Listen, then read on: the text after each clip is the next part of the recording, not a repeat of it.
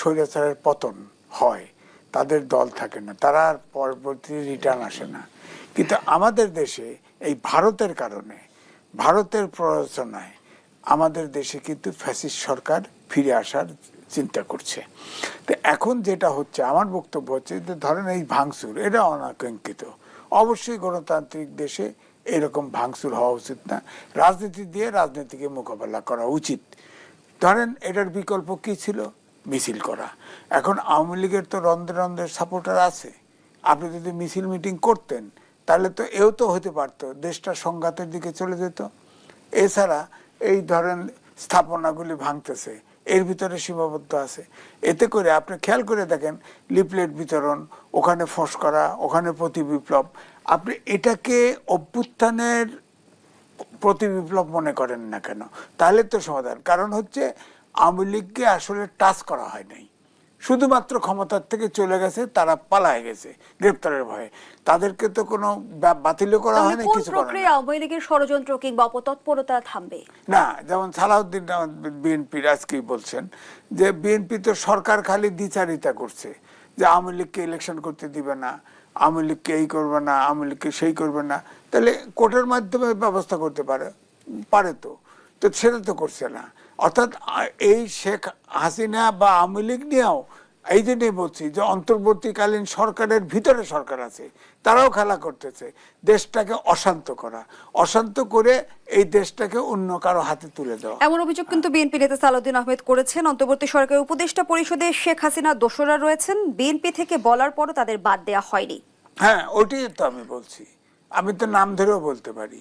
111-এর সরকারের সময় ছিল, শেখ হাসিনার সময় পক্ষে ছিল, এগুলো এটা তো আছে তো এখানে।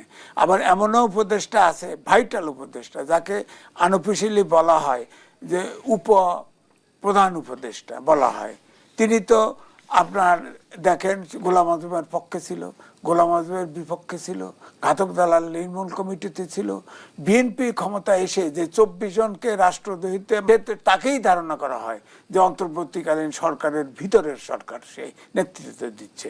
সুতরাং এই অন্তর্বর্তীকালীন সরকার দেখেন না, আগের ইস্যুগুলোতে এক একজন এক এক রকম বলতো। এই সরকারটা নিউ এজের সাক্ষাৎকার দেওয়ার সময় ইউনূস সাহেব বলছেন যে আমি তো এগুলো বুঝি না, শিখছি। তা আপনার উপদেষ্টারা ওরাও শিখছে। তো এটা তো ট্রেনিং, সরকার চালানো তো ট্রেনিং কারখানা, ইনস্টিটিউট না। সরকার চালাতে পারলে চালাবে, না চালাতে পারলে ছেড়ে দিবে, বিকল্প লোক দেশ চালাবে। দেশটা তো খেলা না।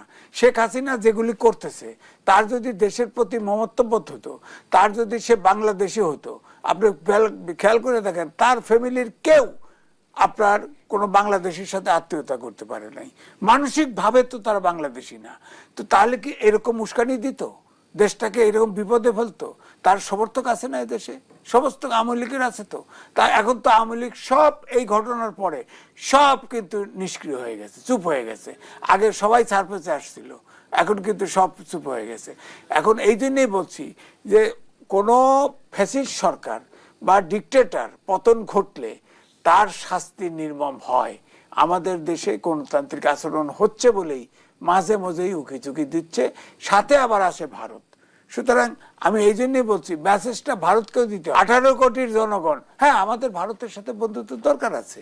ভারত আমাদের 4/3 সীমানা বেষ্টিত। আপনি বলছেন ভারতের সাথে আমাদের বন্ধুত্ব দরকার আছে, ভারত সেই প্রয়োজনটা অনুভব করছে কিনা, করতে না আসলে যদি বলি যে প্রতিবেশীর মতো আচরণ করছে কিনা, সেই আলোচনায় ফিরব তৃতীয় অংশে। ধন্যবাদ জানাচ্ছি জনাব M A Aziz, doctor Sayanta. যেমনটি আমরা প্রথম থেকে শুনে এসেছি যে আওয়ামী লীগ নিষিদ্ধের বিষয়ে বিএনপির বিরোধিতার কারণে নিষিদ্ধ করা যাচ্ছে না, সরকার থেকে এমন কথা তারা প্রক্রিয়ার বিরোধিতা করেছে যে কিছু লোক চাইলো আর একটি অন্তর্বর্তীকালীন সরকার কাগজের খোঁচায় একটা রাজনৈতিক দলকে নিষিদ্ধ করে দিল, এই প্রক্রিয়াটার বিরুদ্ধে তারা বলেছে যে এইভাবে এটা হওয়া উচিত নয়। এটা আদালতের মাধ্যমে হতে পারে, এটা আদালত থেকে নির্দেশনা আসতে পারে। বিএনপি মহাসচিবের পক্ষ থেকে আমরা শুনেছি যে কোন দল রাজনৈতিক দল নিষিদ্ধের পক্ষে বিএনপি নয়। হ্যাঁ, সেইভাবে আদালত থেকে আসতে পারে, নির্বাচন কমিশন থেকে সুপারিশ আসতে পারে। এমনকি জাতীয় সংসদ গঠিত হলে সংসদে নিষিদ্ধর বিষয় আসতে পারে।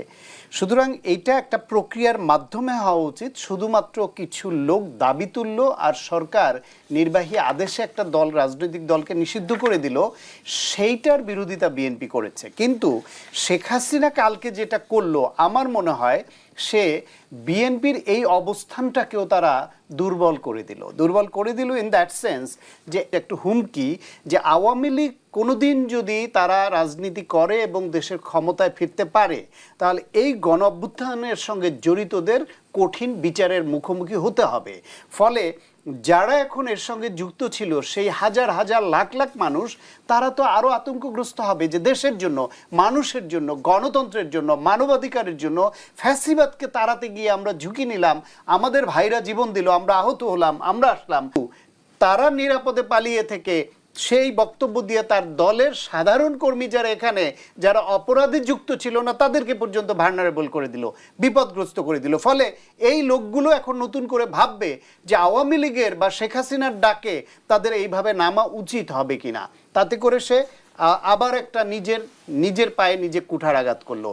আর আরেকটা হচ্ছে যে বাংলাদেশের রাজনীতিতে যে সুস্থ ধারা ফিরে আসার যে চেষ্টাটা, আইন শৃঙ্খলা রক্ষা করার যে চেষ্টাটা চলছিল, সেখানে নতুন করে দ্বন্দ্ব সন্দেহ তৈরি হলো। যে কথা আগেও বলছিলাম যে বাংলাদেশে একটা আইন শৃঙ্খলা রক্ষা করে জনমনের স্বস্তি দিয়ে একটা নির্বাচন দিয়ে নির্বাচিত প্রতিনিধিদের হাতে ক্ষমতা হস্তান্তরের প্রক্রিয়া যেতেই হবে। পরেও কেন নির্বাচন কিংবা সংস্কার ইস্যুতে ধোঁয়াশা কাটছে না? রাজনৈতিক অঙ্গনে আমরা বারবারই আশঙ্কা দেখছি। আমি সব প্রতিক্রিয়া পর্যায়ে আবারও বিরতিতে যাচ্ছি, সাথেই থাকুন।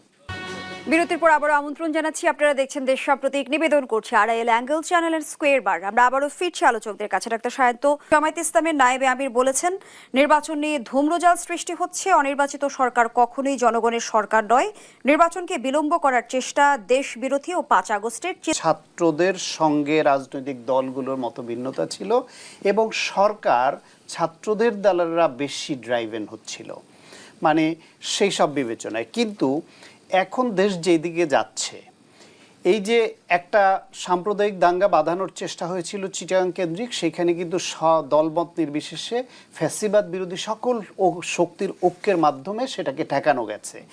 এখন যে নতুন যে ষড়যন্ত্রের গন্ধ বাতাসে আমরা পাচ্ছি, এইখান থেকেও দেশকে রক্ষা করতে হইলে এই সরকারের এখন রাজনৈতিক দলগুলোর সঙ্গে ইমিডিয়েটলি বসা দরকার। সেনাবাহিনীর এখনও ম্যাজিস্ট্রেসি পাওয়ার আছে, সেনাবাহিনীকে মাঠে রেখে আইন শৃঙ্খলা রক্ষা করা দরকার এবং রাজনৈতিক দলগুলোর সঙ্গে আলোচনা করে দ্রুত নির্বাচনের প্রক্রিয়ার দিকে যাওয়া দরকার। এবং নির্বাচনী আবহ তৈরি হলে এইসব বিশৃঙ্খলা অনেকখানি কমে আসবে, কারণ রাজনৈতিক দলগুলো, ছাত্ররাও নতুন সংগঠন করছে, এরা সবাই রাজনৈতিক প্রক্রিয়ার মধ্যে, নির্বাচনী প্রক্রিয়ার মধ্যে ঢুকে যাবে। পাশাপাশি আওয়ামী লীগ বাংলাদেশের রাজনীতিতে অপ্রাসঙ্গিক হয়ে গেছে 5 আগস্টের। শেখ হাসিনা আবারও প্রমাণ করেছে যে কুকুরের লেজ আসলে সহজে সোজা হয় না, সহজে কি অসম্ভব, সোজাই হয় না।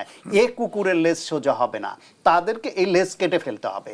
সুতরাং আওয়ামী লীগ নিষিদ্ধর দাবি হোক, আওয়ামী লীগকে বিচারের মাধ্যমে রাজনীতি থেকে বিতাড়ন করা হোক, খুনিদের বিচার হোক, যে প্রক্রিয়ায় আপনি যান, আওয়ামী লীগের জন্য বাংলাদেশের রাজনীতি হারাম হয়ে গেছে। সেটা যতটুকুই শিথিলতা, যতটুকুই সফট কর্নার তাদের প্রতি কারো কারো ছিল, কালকে শেখ হাসিনার বক্তব্যের মাধ্যমে এবং তাদের যে অ্যাগ্রেসিভ আচরণ কেউ কেউ করেছে তার মাধ্যমে সেটাকে অসার প্রমাণিত করেছে। আওয়ামী লীগ তাদের রাজনীতিকে কালকে শেখ হাসিনা আবারও একেবারেই ভালনারেবল করে ফেললো। সুতরাং বাংলাদেশকে এগোতে হলে, গণ অভ্যুত্থানের স্পিরিটকে ধরে রাখতে হলে এবং বাংলাদেশকে আওয়ামী লীগের এই যে গণহত্যার যে জিঘাংসা, যে আকাঙ্ক্ষা, সেটা থেকে মুক্ত রাখতে হলে আওয়ামী লীগের রাজনীতি বাংলাদেশে চলবে না, সেটা চলতে দেয়া যাবে না। এই পরিস্থিতিটা আবার প্রমাণ করেছে শেখ হাসিনা। সুতরাং একদিকে আওয়ামী লীগকে ওইভাবে রাজনীতি থেকে বাইরে রাখতেই হবে, এর কোনো বিকল্প নাই। পৃথিবীর, যেটা আজিজ ভাই বলছিলেন, আমরা গণতন্ত্রের কথা বলছি যাদের সাথে এতদিন যাদের সাথে বাইরে রাখা কতটা চ্যালেঞ্জিং, যেখানে বাংলাদেশের জার্সি বদলের প্রচলন আছে, যেখানে বাংলাদেশে অনুপ্রবেশের নজির আছে। সেটাই বলছি